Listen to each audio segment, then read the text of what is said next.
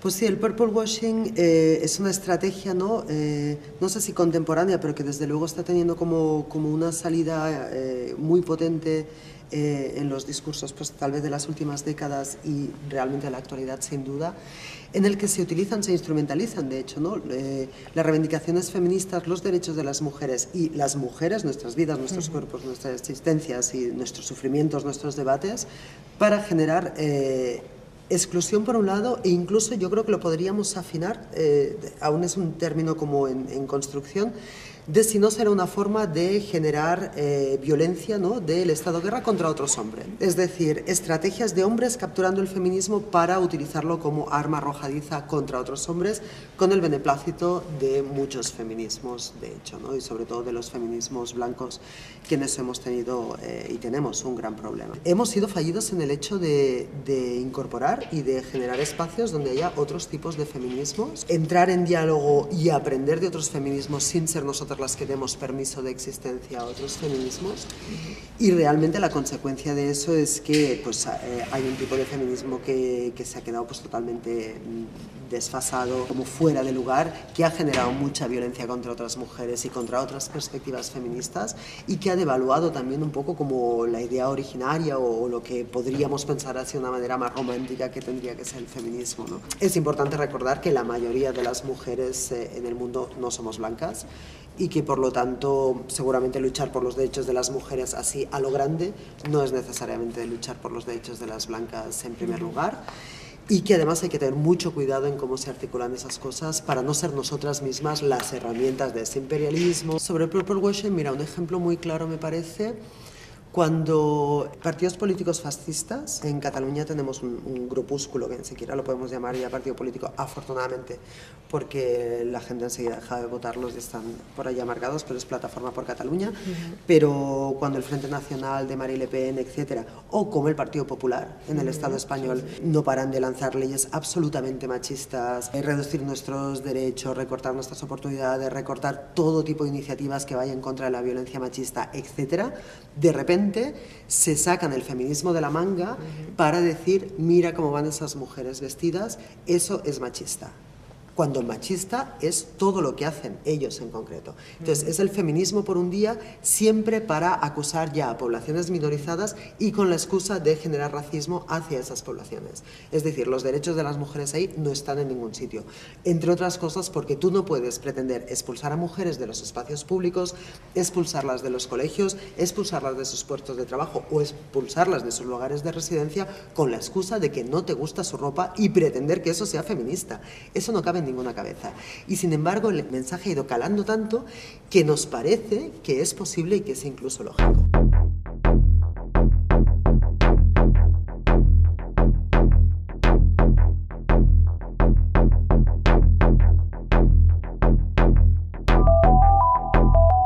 Las mujeres ya sabemos que es un campo de batalla, ¿no? Y nuestras formas de vestimenta son siempre un objeto de debate para todo el mundo, ¿no? Parece que es una cuestión de Estado. Burkas en concreto no hay. Hasta donde yo sé, nunca he recibido noticia de un burka, que es una prenda concreta, afgana, de un color concreto, de una forma concreta. Hay velos integrales que los podemos llamar niqab si queremos, y que son prendas distintas, es decir, la distinción es muy importante. De la misma manera que es como importante para entendernos la distinción entre una falda y un pantalón, y es igual de grande la distinción entre lo que es un niqab y un burka, ¿no? Pero también es intencionado el uso que se ha ido haciendo de esta palabra, ¿no? Y cómo se ha ido imponiendo la palabra burka para una prenda que no lo es, para hacernos relacionar esa prenda en Europa con Afganistán, con los talibanes, etc. La realidad de esa prenda en el Estado español es muy pequeña y sin embargo estamos dedicando horas y horas y horas de debate, de preocupaciones, de noticias, de leyes incluso, para un problema que no existe. Cuando Lourdes Juliano comentábamos esta cuestión, ¿no? ¿Qué está pasando? ¿Por qué se está haciendo esta montaña de una cosa que no es un problema? Pues es que no es un problema absolutamente para nadie, ¿no? Y entonces nos decía, bueno, las leyes tienen como dos vertientes, ¿no? Una es dar respuesta a un problema y el otro es generar la alarma. Y realmente ha conseguido generar la alarma y es parte de toda una estrategia global que vemos que es una estrategia claramente islamófoba y claramente racista, ¿no? Cuando yo recuerdo, no hace 20 años ya, te digo, sino hace 5 años, cuando hablábamos de islamofobia, ¿no? Era una cosa como, os lo estáis inventando, esto no existe, tal. Bueno, ya lo hemos visto, ¿no? Que realmente eran unas estrategias, como estábamos diciendo, pues tanta gente y sobre todo con muchas compañeras musulmanas que estaban analizando la cuestión, era una estrategia que iba hacia un lado y que la estamos viendo, ¿no?, en todo su esplendor ahora mismo. Bueno, yo creo que lo único transformador en general es un cambio de dinámicas. Entonces no hay fórmula mágica, no hay como lugar de llegada concreto, ¿no? De decir, vale, pues esta fórmula, ¿no? Ahora resulta que te pones esa chaqueta, ¿no? Te pones la chaqueta de ser poliamorosa y ya has transformado el mundo. Para nada, o sea, la cuestión es las dinámicas. Entonces no hay ningún movimiento que sea transformador si no pone realmente el acento en las dinámicas que surgen ahí, ¿no? Entonces, con la cuestión de las relaciones no monógamas, sí que creo que hay como dos vertientes. Una es claramente la vertiente neoliberal. Por un lado, creo que son como el último triunfo del capitalismo, ¿no? Que tal y como yo lo estudio al menos, a partir de la Edad Media, sobre todo, hay un momento concreto en la historia en que se ve claramente, ¿no?, como en Europa en concreto, que es de donde yo lo estudio, las grandes comunidades afectivas se van disgregando y se van cortando y se van persiguiendo todas aquellas comunidades que no sean reproductivas. Y entonces cualquier posibilidad de relaciones sexoafectivas que no tenga como resultado la reproducción quedan minorizadas hasta que se las hace desaparecer prácticamente, ¿no? Entonces se nos reduce a lo que hoy conocemos como la familia nuclear, ¿no?, que es esta cosita así tan pequeña. Entonces falta como la última fractura. Y la última fractura es el poliamor neoliberal. ¿Qué es? Entonces, no, cada uno a su rollo, ni siquiera se genera ese vínculo a dos, que quieras o no es un vínculo de salvación también, es un vínculo de rescate ante el naufragio. Pues incluso se rompe ese y entonces somos ya satélites que viven bajo la ilusión de no tener dependencia de nadie y de que eso sea positivo. Porque uno de los discursos del poliamor neoliberales es que no hay que ser dependiente. Bueno, pues yo deseo ser dependiente. Yo deseo reconocer esa dependencia de los demás, actuar en consecuencia y que los demás reconozcan su dependencia hacia mí. Una dependencia sana, una dependencia que tenemos que ver cómo la articulamos y cómo la incorporamos. Pero sí, yo creo en esa codependencia, en ese vivir juntos y necesitarnos juntos para vivir. Pero para que eso funcione y sea una cosa diferente a lo que ya tenemos, hay que mirar las dinámicas necesariamente. Y las dinámicas incluye cuestionar el sistema sexo-género, cuestionar los géneros de entrada, porque siendo hombres marca registrada y mujeres marca registrada, al menos tal y como yo lo estudio, solo podemos tener como resultado la monogamia, porque es como una correlación de elementos que tiene que cerrar ahí. Por lo tanto, hay que desmontar toda la cadena y poner en cuestión también eso. Y luego poner en cuestión todo, las lógicas capitalistas, las lógicas de la confrontación y sobre todo lo que a mí me interesa más de esto para que esto sea realmente político es hacer que lo personal sea político. Entonces, ver si nos nombramos no monógamas, qué consecuencias tiene eso en nuestra manera de mirar y de estar en el mundo más allá de nuestras relaciones sexoafectivas, que también, pero no son. Creo que hay como varias líneas, ¿no?, que nos perdemos en varias líneas, que una es como el debate en abstracto, el debate abstracto sobre los procesos que tienen lugar, y luego está como las formas de resistencia de las personas frente a los sistemas opresivos, ¿no? Precisamente en el tema de la prostitución y los feminismos blancos, a mí me parece un desastre como suceden las cosas. Me parece un desastre que no puedan estar las trabajadoras del sexo en las tarimas explicándonos las cosas a las demás, que estamos viendo todo desde las bibliotecas y desde unos análisis que no tienen el cuerpo, porque el feminismo también creo que es cuerpo, ¿no?, que nace mucho del cuerpo y de una violencia que sentimos en el cuerpo y que por lo tanto tendríamos que dar mucho más espacio y mucha más legitimidad a los discursos que salen de la experiencia situada y del cuerpo. Y luego las analistas, las que analizamos, pues ya analizaremos, ¿no? A mí me parece que es un movimiento que realmente está como extremadamente vivo y yo sigo teniendo mucha confianza en eso que se llaman movimientos feministas o en otras cosas que no se nombran necesariamente movimientos feministas, pero que si vas a las dinámicas, si vas a dónde están poniendo los acentos, o sea, estamos totalmente de acuerdo, ¿no?, en muchas cosas. También esto me lleva a pensar en el tema de la nomenclatura, ¿no? Nos perdemos mucho en la nomenclatura, ¿no? Es que no, yo me nombro feminista y yo me nombro no sé qué, pero al final posiblemente estemos hablando de cosas similares que si no nos perdemos y no nos obsesionamos con las etiquetas que le ponemos, a veces es como mucho más fácil encontrar las alianzas y las necesitamos, yo creo que las necesitamos. Yo siempre tengo mucha confianza en la juventud, si lo queremos llamar así, ¿no? Ahora me he sentido muy mayor, pero tengo mucha confianza en la juventud y sí, creo que cuando miramos pues eso, la adolescencia y tal, como está sucediendo hoy en día, ¿no?, nos preocupan las redes sociales, nos preocupa la policía del género, etcétera,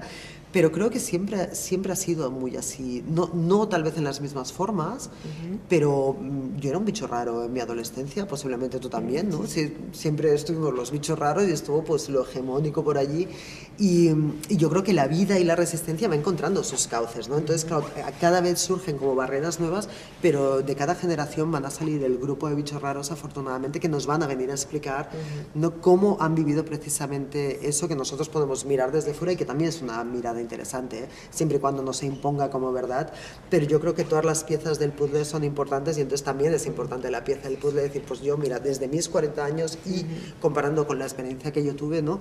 Veo esto, lo otro. Una de mis posiciones, no sé si llamarlo éticas, pero sí una como de mis líneas, es reconocer las maternidades. Es decir, mujeres que han hecho mucho trabajo, que puede estar totalmente en desacuerdo hoy en día, pero que yo no estaría aquí hablando si ellas no hubiesen pasado por lo que han pasado. Y entonces a partir de ahí todo mi reconocimiento. Y luego ser capaces de debatir sin personificar tanto los debates como hacemos normalmente, ¿no? Yo no sé, si me das cualquier nombre, yo no sé lo que es esa persona, pero te puedo hablar a lo mejor de su trabajo, ¿no? Y de cómo yo veo su trabajo. Pero normalmente nos vamos, no es que ella es tal cual. Separar un poco eso y poder hablar más de los trabajos y ponerlos en diálogo. Porque en ese diálogo, incluso cuando es un diálogo entre posiciones muy distantes, en ese diálogo se aprende. Tengo como varios ruidos resonándome.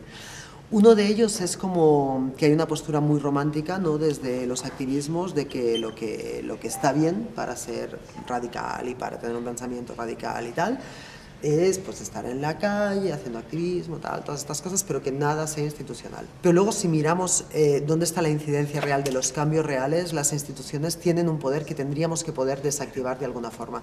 Y esa idea de que las haremos caer, sabemos que es totalmente irreal y además no estamos muy seguras de que podamos vivir cuando eso caiga, de qué manera, sin haber puesto otra cosa por en medio, ¿no? Entonces, seguramente son dos realidades que son necesarias.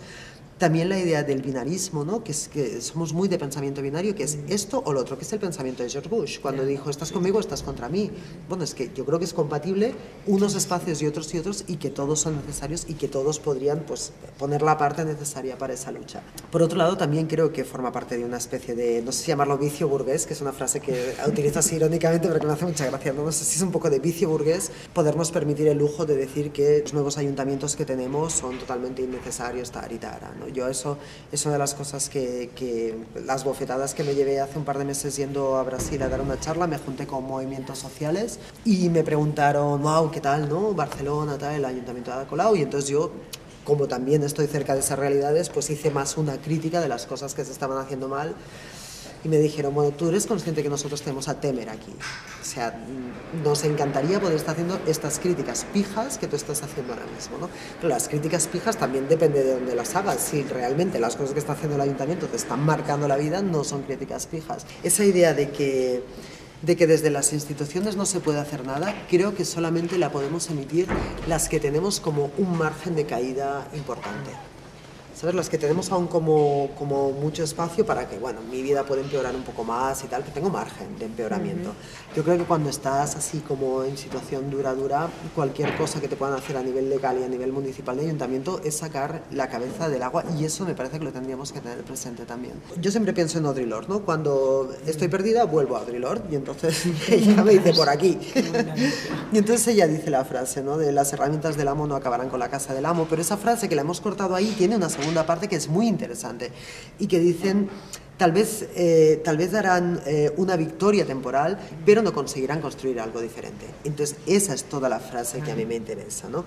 Con las herramientas del amo yo creo que sí puedes destruir la casa del amo, pero cuando estamos hablando de sistemas la cuestión es que no desmontas, te quedas un momento mirando las ruinas y luego montas, ¿no? Decimos, vamos a hacer caer el patriarcado. Bueno, ¿y yo cómo sería yo sin el patriarcado si lo llevo inscrito? Entonces, no tengo una forma de quitármelo, parar y vestirme de otra cosa. Tengo que ir desmontando, se monta, es un movimiento continuo, ¿no? Entonces, en ese sentido, las herramientas del amo pueden servir para desmontar la casa del amo, pero no para montarla simultáneamente. Por lo tanto, necesitamos otras herramientas. Y las herramientas son las dinámicas, necesitamos otras dinámicas. Pero la parte que dice de que tal vez consiga una victoria temporal, también me parece importante, porque tenemos, bueno, el recorrido vital que tenemos y en esta vida tendríamos que poder sobrevivir y las cosas están como bastante duras y no creo que sea incompatible, ¿no?